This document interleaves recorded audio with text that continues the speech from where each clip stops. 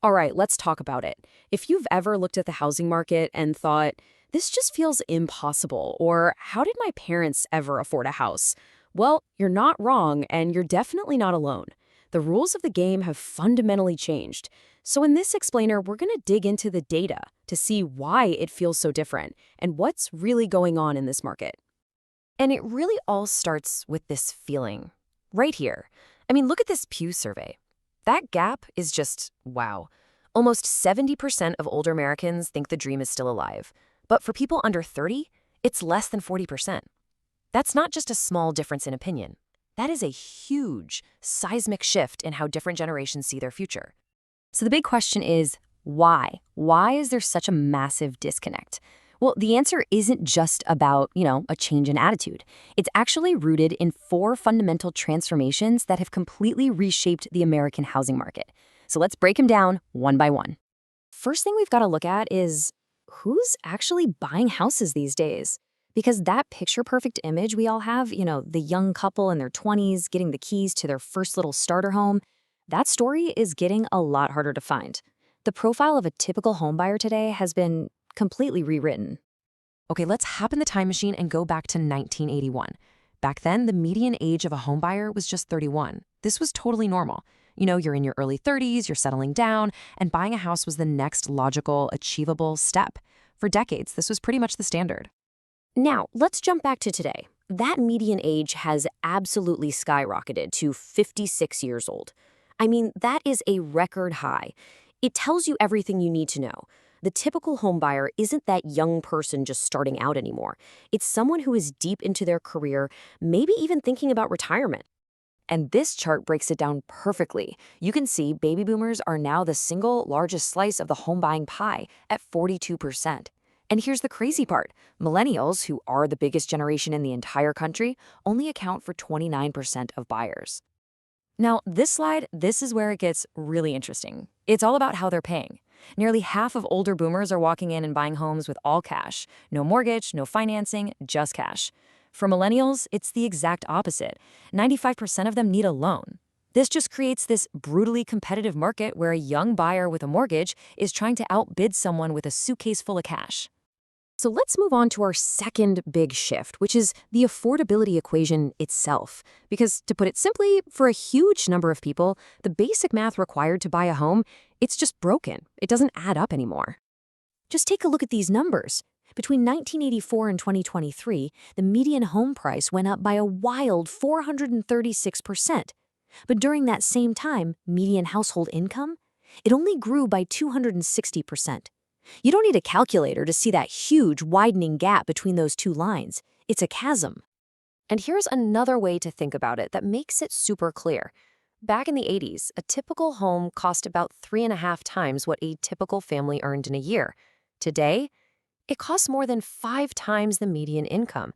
That gap right there, that explains almost everything about why younger generations feel so much financial pressure and pessimism. And if you want to put that in today's dollars, check this out. A recent Bankrate study figured out the household income you'd need to comfortably afford a typical house in the US today.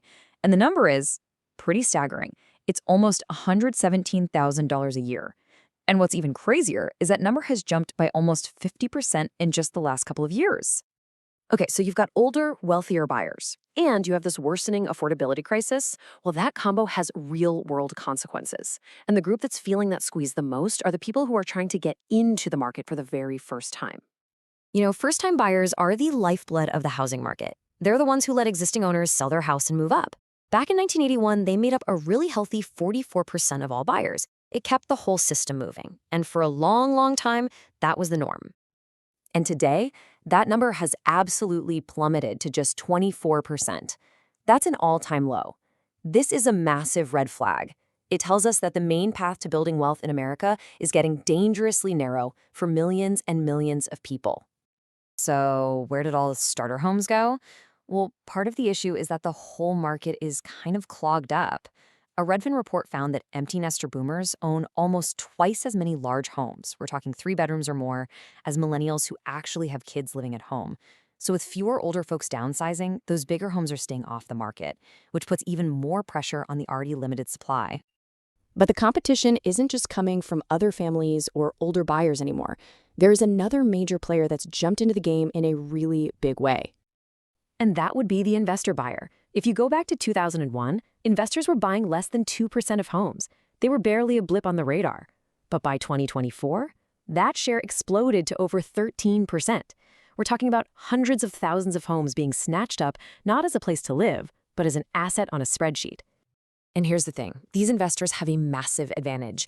They go after the most affordable properties, the exact same starter homes that first-time buyers are desperately trying to get. And their superpower? 62% of them pay with all cash. For a normal family that needs a mortgage, it's like showing up to a heavyweight fight you just can't win. So after going through all that, where does it leave us? We've just walked through 4 huge, profound shifts in the housing market. Let's just quickly pull it all together and see what story it tells. So here's the new reality. 1, the buyers are older and way wealthier. 2, the basic math just doesn't work because prices have left wages in the dust. 3, all of this has pushed first-time buyers to the sidelines at record rates. And 4, on top of all that, they now have to compete against a growing army of investors with deep cash-fill pockets. And all this data, all these charts, they have a very real human cost. According to the Federal Reserve Bank of New York, renters believe that they'll ever own a home has totally cratered. Before the pandemic, more than half thought they'd get there someday. Now, it's just 1 in 3. This statistic is the perfect summary of that feeling we started with, the dream that's slipping away. Which really leaves us with one last crucial question to think about. For decades and decades, owning a home was the main engine of wealth creation for the American middle class. It's how people built a future. So if that engine is sputtering for an entire new generation, what's going to take its place?